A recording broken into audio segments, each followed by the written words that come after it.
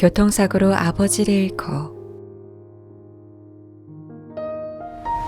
어머니마저 아버지가 남기신 빚을 갚기 위해 서울로 떠나신 후 5살이던 저와 3살이던 남동생은 시골에 계시던 할머니 손에 맡겨졌습니다.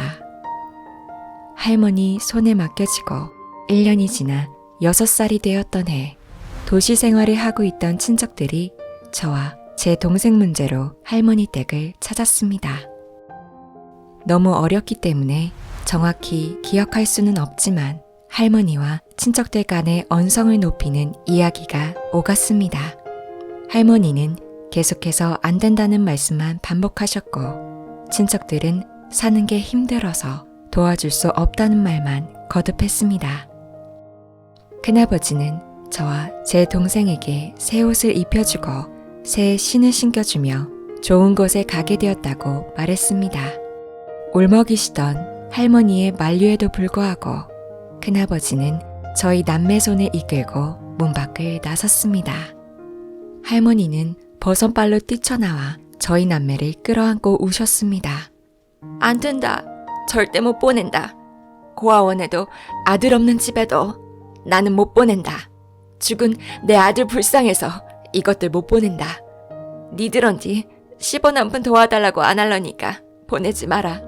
그냥 내가 키우게 놔둬라. 할머니는 그렇게 말씀하시며 목 놓아 우셨습니다. 할머니는 친척들께 약속하신 대로 10원 한 푼 받지 않고 저희 남매를 기르셨습니다.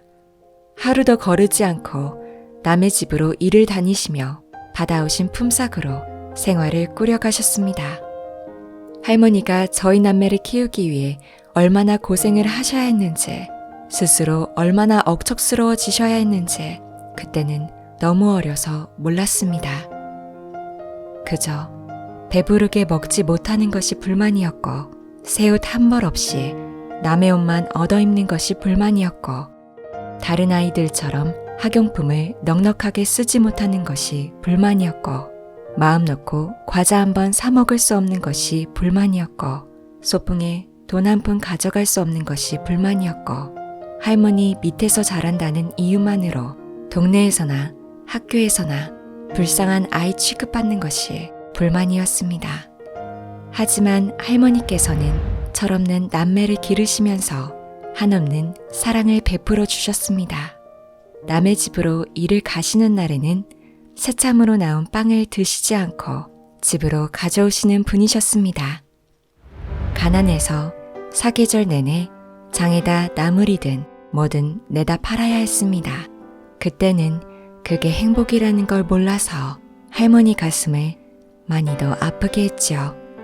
그래서 반항적이었고 사춘기에 접어들면서는 제 욕구를 채워주지 못하고 제 마음을 조금도 이해해주지 않는 할머니가 미워서 버릇없이 굴기도 했습니다. 할머니가 부끄럽다는 생각은 했으면서도 고생하시는 할머니가 불쌍하거나 안쓰럽다고 생각해 본 적은 한 번도 없었습니다. 할머니가 제 욕구를 충족시켜주고 싶지 않았던 것이 아니라 사춘기에 저를 이해 못했던 것이 아니라 현실이 그럴 수밖에 없었다는 것. 그때는 정말 몰랐습니다. 저와 남동생은 시골에서 중학교를 마치고 각각 상고와 인문고등학교에 진학해 자취생활을 했습니다. 저희 남매는 주말마다 집으로 내려갈 때마다 냉장고를 열어보면 그 안에 빵과 우유가 가득했습니다. 남의 집으로 일을 다니셨던 할머니가 새참으로 나온 빵과 우유를 드시지 않고 집으로 가져오셔서 냉장고에 넣어놓으신 거였습니다. 남들 다 새참 먹을 때 같이 드시지 왜 이걸 냉장고에 넣어놓으셨냐고 유통기한 다 지나서 먹지도 못하는데 왜 그러셨냐고 화를 내면 니들이 목구멍에 걸려서 넘어가야지 말이지. 니들 오면 줄라고 냉장고에다 넣어놨는데 날짜 지나서 못 먹으면 어쩐다냐. 그렇게 말씀하셨습니다. 냉장고에 가득하던 빵과 우유를 내다버릴 때 하염없이 눈물이 쏟아져 나왔습니다. 한 번도 할머니를 가엾다고 안쓰럽다고 생각하지 못했던 제가 그날따라 할머니가 그렇게 불쌍해 보일 수가 없었습니다. 아마도 그때가 제가 철이 들 무렵이었던 것 같습니다. 한 번은 자취하는 제게 김치와 쌀을 갖다 주시겠다고 올라오신 할머니를 만나기 위해 터미널에 나간 적이 있었습니다. 한참을 두리번거린 후에 찾아낸 할머니는 반갑게 제 손을 잡으시며 아침 7시 차 타고 나왔더만 10시도 안 돼 도착하더라. 한 3시간은 이러고 서 있은 모양이여. 기다리다 배고파서 나 먼저 짜장면 한 그릇 먹었다.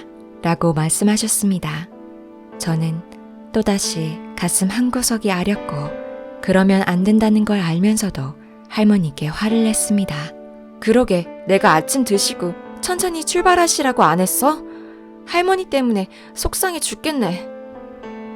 할머니는 화가 난 손녀딸의 눈치를 살피시며 들고 오신 가방 지퍼를 여셨습니다. 할머니가 들고 오신 큰 가방 속에는 김치통 2개가 들어있었고 가방 안은 김치통에서 흘러나온 빨간 김치국물로 한가득이었습니다. 내가 할머니 때문에 미치겠네. 김치만 비닐봉지에 꼭 싸서 가져오셔야지. 가방에다 김치통을 통째로 넣어오면 국물이 안 넘친대. 할머니는 금세 얼굴이 붉어지셨습니다. 이를 어쩔까? 국물이 다 새서 못 들고 가겠다. 내가 얼른 슈퍼 가서 봉다리 얻어올 텐게 기다려라. 할머니는 터미널 안 슈퍼에서 검은 비닐봉지를 얻어오셨습니다.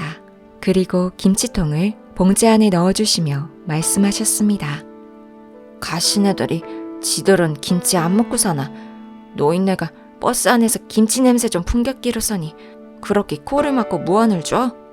할머니의 그 말을 듣는 순간 차 안에서 다른 사람들의 눈치를 받으며 안절부절하셨을 할머니 모습이 떠올랐습니다. 가슴이 미어졌습니다. 할머니는 김치 전해줬으니 그만 가봐야겠다시며 들고 오신 가방 안쪽 작은 지퍼를 열고 꼬깃꼬깃 접은 10,000원짜리 2장을 제 손에 쥐어주셨습니다.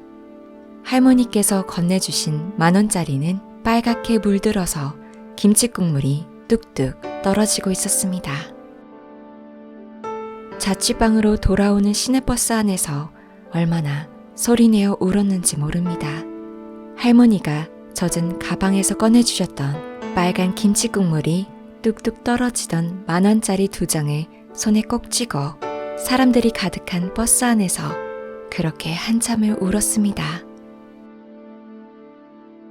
고등학교 졸업 후 무역회사에 취직한 저는 돈을 벌게 되었고 이제 할머니를 호강시켜 드릴 수 있다는 생각에 가슴이 벅찼습니다. 명절에는 할머니를 모시고 레스토랑에 가서 돈가스도 사드렸습니다. 처음 할머니를 모시고 레스토랑에 가서 돈가스를 먹던 날 할머니는 돈가스 한 접시에 음료로 나온 사이다 한 잔까지 쭉 비우신 뒤 말씀하셨습니다. 양도 얼마 안 되는 것이 참말로 맛나다. 이런 것이면 몇 접시라도 먹겠다.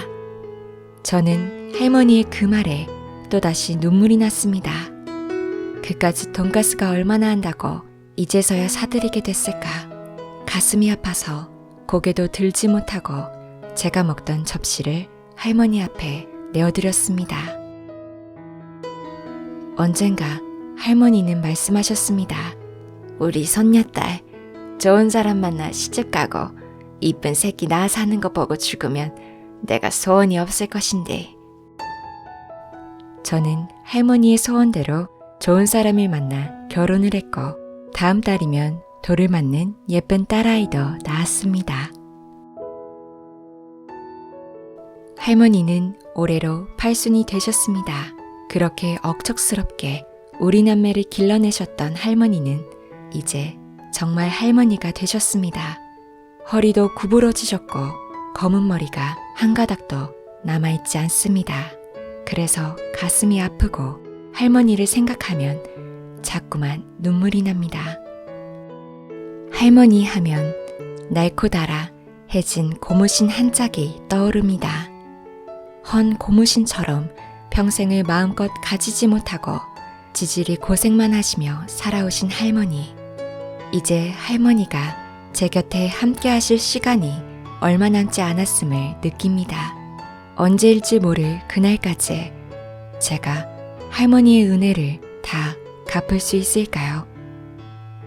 꽃으로 태어났으나 들풀로 사셔야 했던 그분의 인생, 이제부터라도 화사한 꽃으로 사셨으면 좋겠습니다.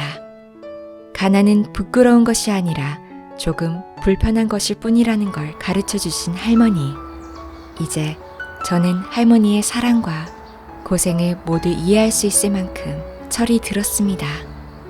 눈부시게 화창한 봄날, 우리 할머니 손을 잡고 꽃길을 걸어보고 싶습니다.